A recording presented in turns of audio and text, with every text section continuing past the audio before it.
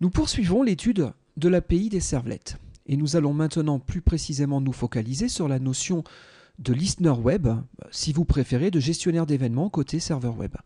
Effectivement, vous allez pouvoir réagir à certains événements, le démarrage d'une application, l'arrêt, le démarrage d'une nouvelle session, le démarrage d'une requête HTTP, et vous allez pouvoir faire les traitements qui pourront vous être utiles. Afin de mieux comprendre la chose, je vous propose donc de reprendre notre projet précédent et d'y rajouter une première nouvelle classe. Nous allons l'appeler myServletContext. Donc, le contexte de servlet correspond, si vous préférez, à votre application.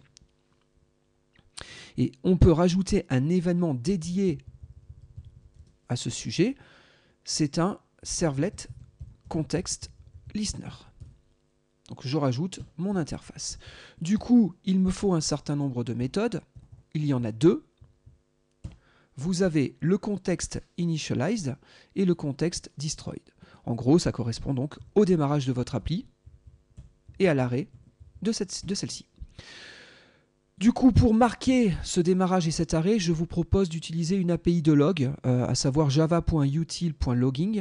Elle est proposée dans le Java SE depuis le Java 1.4, depuis sa version 1.4. Donc pour ce faire, on va déclarer un attribut privé, mais surtout statique et final.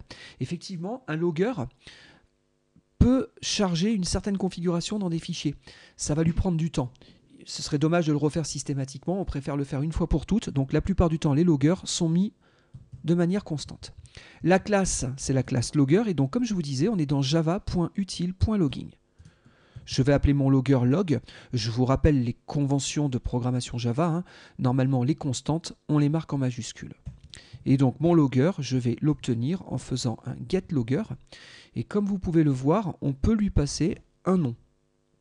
Il est de bon ton de remettre le nom de la classe dans laquelle on travaille. Ça permet de mieux comprendre les messages qui seront produits. Donc impeccable, j'ai mon logger. Et donc grâce à lui, maintenant, je vais pouvoir produire des messages. Donc comme vous pouvez le voir, il existe un certain nombre de méthodes sur votre logger. Et je vais parler de deux de ces méthodes. Celle-ci, donc le logger qui prend un level, un message et éventuellement des valeurs qu'on va injecter dans ce message. Bon, bien entendu, si vous avez besoin de faire des injections de valeurs. Sinon, vous avez une version simplifiée qui prend juste le niveau de log et le message. Pour débuter, le niveau de log et le message nous suffiront amplement. Donc je vais faire un log. Le level, donc toujours dans java.util.logging, on sera en level info. Et notre message, c'est... Alors je vais mettre un marqueur pour bien le repérer, pour que dans la liste des messages qui vont être proposés, qu'on repère bien le nôtre. Et donc, hello world app started. Et puis, quelques caractères. Parfait. Du coup, je reprends cette chaîne et je vais faire à peu près la même chose, sauf que là, l'application sera arrêtée. Très bien, donc voilà le code de notre écouteur d'événements. Pour autant, si on s'arrête là, il n'y a rien qui va déclencher. La raison est simple, c'est que pour le moment, votre écouteur n'est pas enregistré au niveau de votre serveur HTTP. Donc pour ce faire, vous avez deux techniques. Vous avez soit la technique historique. Elle consistait à rajouter un tag listener, alors par écouteur, bien entendu, et vous pouviez préciser une description, mais surtout, il fallait fournir le nom de la classe de votre listener. Là, nous avons le fichier Java sur lequel nous sommes en train de travailler. Donc, c'est myServletContext. Si j'ouvre, je retrouve ici ma classe. Regardez, petite astuce, en faisant un copy qualified name, je récupère le nom de ma classe, mais pactage compris. Or, ici, il me faut le pactage. Travailler comme ça vous évite les fautes de frappe et donc vous gagnerez du temps. Donc parfait, ici je viens d'enregistrer mon écouteur. Donc si on s'arrête là, ça va fonctionner. Notre écouteur va démarrer. Pour autant, je préfère ne plus trop utiliser cette solution et privilégier les solutions plus modernes qui sont effectivement un petit peu plus pratiques. Là, comme vous pouvez le voir, il avait fallu taper un certain nombre de choses. Les nouvelles solutions donc, sont vraiment beaucoup plus sympa. Si là vous mettez simplement un web listener, alors cette annotation elle vient du package javax.servlet.annotation et donc on est sur la notation web listener.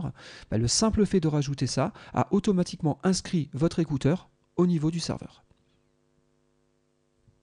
J'enregistre et donc on va redémarrer notre serveur pour tenir compte de nos modifications. Eh bien regardez, on voit que l'application vient de démarrer avec le serveur. Ce que je peux faire, c'est revenir ici et supprimer cette application. Regardez, je fais un remove, donc l'application est retirée du serveur.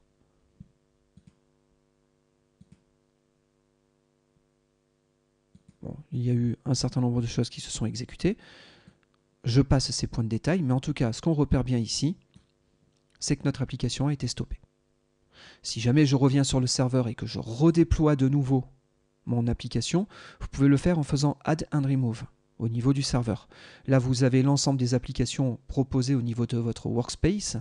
Je reprends ma seule application, je la déploie, j'attends quelques instants et normalement, notre application devrait redémarrer. Alors, si jamais elle ne démarre pas de suite, un petit coup de pouce, on demande pour la première fois cette application. Je vais redémarrer la page que nous avions mise en œuvre dans les manipulations précédentes et je ne sais plus quel était son alias. Alors je vais faire comme ça, bouton droit, Run as on server. Ah, je pense que mon serveur a mal démarré. Voilà. Donc là, l'application, voilà, effectivement, vient de redémarrer. Parfait, donc ça c'est notre première interface qui permet donc de réagir au démarrage et à l'arrêt de l'application. Alors comme vous avez vu tout à l'heure, je ne suis pas obligé de stopper le serveur pour que l'application s'arrête. Le simple fait de la retirer fait qu'elle sera automatiquement suspendue. Parfait. Notez qu'il existe d'autres interfaces qui permettent de réagir à d'autres events. Je vous propose maintenant de travailler, pourquoi pas, sur ce qu'il se passe au niveau des sessions. Et donc pour ce faire, vous avez une autre interface d'écoute que je vais utiliser dans ma classe. Alors ma classe, je vais l'appeler My Session Listener. Voilà, donc on se doute, je vais écouter les sessions HTTP. Et donc en faisant un implement de HTTP session listener, je vais pouvoir être notifié sur soit une création de session, soit une destruction de session. Vous avez vu, je tape S, CTRL espace et automatiquement, il me propose les méthodes que je peux générer.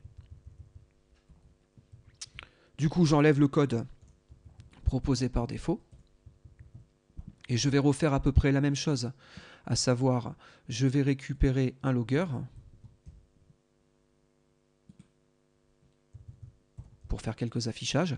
Je vais bien entendu enregistrer mon écouteur via la notation Web Listener. Et puis ici, on va indiquer le fait que, donc toujours pareil, en level info.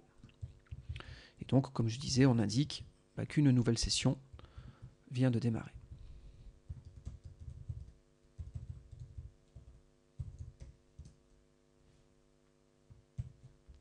Parfait. Oui, là, excusez-moi, c'était level. Level, voilà, parfait. Et donc ici, session, allez, destroyed, pourquoi pas. Alors, si je veux ne pas attendre 20 minutes pour voir une session être démontée, je vous suggère de faire une chose. On revient au niveau de notre fichier XML et là, on va rajouter un tag qui est spécifique à ce fichier. C'est le session config. Et grâce à ce tag session config, vous pouvez définir la durée de votre session. Par défaut, c'est 30 minutes. Maintenant, selon les sites que vous allez, les applications que vous allez développer, effectivement, si vous avez une application ultra sécurisée, comme par exemple une application de gestion bancaire ou ce genre de choses-là, on a plutôt tendance à avoir des sessions relativement courtes. Pourquoi pas 5 minutes? Si jamais vous faites un site internet, bon, bah, des valeurs qui pourraient aller entre 20 minutes à une demi-heure, ça me semble être cohérent. Par contre, si vous avez une application qui sera utilisée au sein d'une entreprise et sur laquelle vous avez que très peu d'utilisateurs qui vont s'y connecter, pourquoi pas, vous pouvez envisager d'augmenter la durée de la session. Par contre, ne mettez pas des durées phénoménales pour une application web. Parce que dans le cadre du web, vous n'allez pas garantir le nombre d'utilisateurs simultanément connectés. Donc si vous avez 1 million de personnes qui viennent sur votre serveur et que vous dites que vous maintenez les sessions sur une journée, vous allez faire exploser la mémoire de votre serveur. Donc soyez raisonnable. Bon, néanmoins, là, l'objectif, c'est de changer la durée de la session juste pour voir quand elle tombe, si j'ai oui ou non mon gestionnaire d'événements qui déclenche. Donc là, je vais faire simple. Je vais mettre 1. Donc là, on exprime la durée de la session en minutes, donc 1 minute. Parfait. Donc, on est d'accord, si une session est créée, on affiche ce message. Une session détruite, on affiche ce message. Mon listener est correctement enregistré via mon annotation web listener. Donc, a priori, tout est correct. Éventuellement, on redémarre le serveur. Voilà, parfait. Donc, notre application est correctement démarrée. Et regardez, je reprends une page précédente où j'utilisais la session. Par exemple, la page login. Sur la page login, nous avions manipulé la session. Maintenant, ce que je vais faire, c'est que je ne réactualise pas mon navigateur pendant quelques temps. Sinon, la durée de la session, le timeout repart et on repartirait pour 1 minute. Donc là, je laisse quelques secondes s'écouler et normalement, vous allez voir, la session devrait être automatiquement démontée et vous allez pouvoir réagir à une perte de session. Par exemple, vous voulez pouvoir compter le nombre de sessions actuellement engagées sur votre serveur. Il vous suffit simplement de rajouter un compteur et de faire soit des plus ou des moins sur ce compteur. Regardez, le temps que la session tombe, je me permets de commencer à proposer un compteur de session. Donc je pourrais avoir un attribut, ce serait un entier, pourquoi pas. Je l'appelle session counter. Par défaut, il vaut 0. Si jamais une session est créée, alors n'oubliez pas que là on est dans un environnement qui peut être potentiellement multithreadé. Je ne sais pas combien d'utilisateurs vont se connecter en parallèle. Donc il serait intéressant de synchroniser les accès. Et donc là, je vais faire un synchronized sur cet objet-là. Et je dis que donc, il n'y a qu'un seul thread à la fois qui pourra exécuter ce code. Ce code fera quoi? Il fera un session counter ++. Regardez, je reprends le bout de code qui était là, et là je fais un session counter --.